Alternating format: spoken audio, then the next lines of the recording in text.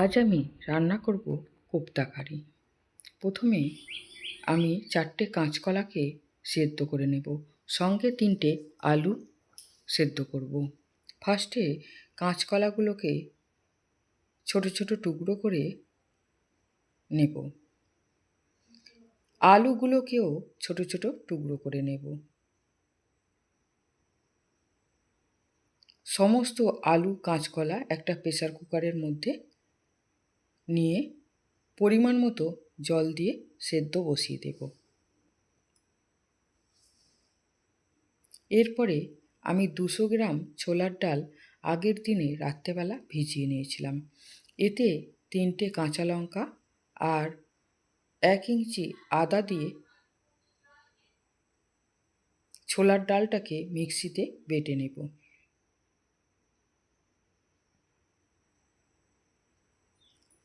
এদিকে কাঁচকলা আলু সেদ্ধ হয়ে গেছে, আমি জলটাকে ফেলে দেব।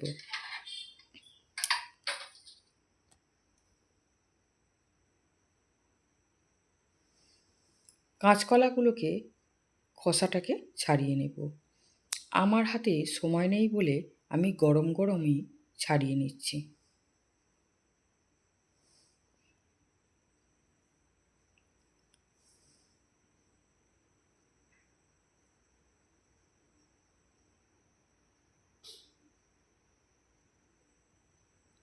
এরপরে আলুগুলোকেও ছাড়িয়ে নেব।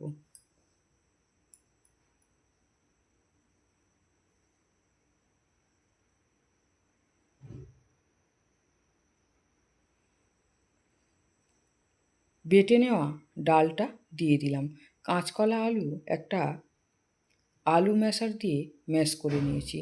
তাতে দিলাম পরিমাণ মতো নুন, 1 চামচ হলুদ গুঁড়ো, 1 চামচ লঙ্কা গুঁড়ো, হাফ চামচ কালো জিরে আর 1 চামচের 4 ভাগের 1 ভাগ হিং দিয়ে ভালো করে মেখে নিলাম।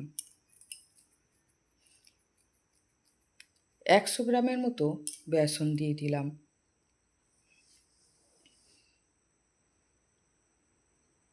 এতে আরও বেসন দিলে দেওয়া যায়, কিন্তু আমি আর বেসন দেব না। বেশি বেসন দিলে টেস্টটা আলাদা হয়ে যাবে। এতে দিলাম 1 চামচ চিনি, অল্প একটু খাবার সোডা আর হাফ চামচ কসুরি মেথি হাতে ঘষে নিয়ে দিয়ে দেব। দিয়ে ভালো করে মেখে নেব। এরপরে গ্যাসের উপরে একটা কড়া বসিয়ে সাদা তেল দিয়ে বড়াগুলোকে ভেজে নেব। আমি কোপ্তার আলাদা কোনো শেপ দেব না, যেহেতু আমার হাতে সময় নেই। আমি তাড়াহুড়ো করে করছি, তাই কোনো আলাদা করে শেপ দিলাম না, শুধু যেভাবে বড়া ভাজে সেভাবে করে নিলাম। ভালো করে উল্টে পাল্টে ভেজে নামিয়ে নিলাম। এইভাবেই সমস্ত কোপ্তা ভেজে নেব। ওই তেলের মধ্যে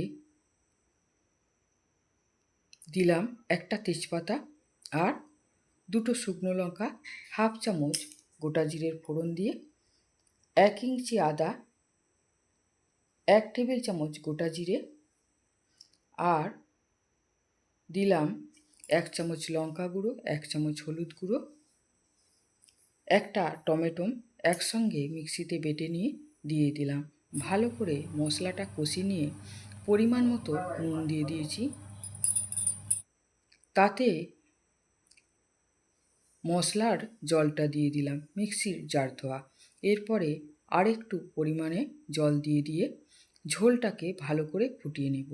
ঝোলের মধ্যে দেব অল্প একটু চিনি দিয়ে ভালো করে ফুটে যাওয়ার পরে কোপ্তাগুলোকে দিয়ে দিলাম। দিয়ে 1 চামচ গরম মশলা দিয়ে উপর থেকে কসুরি মেথি দিয়ে নামিয়ে নেব।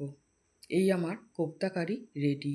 একবার এইভাবে আপনারা বানিয়ে খেয়ে দেখুন, তারপরে না হয় কমেন্টে জানাবেন।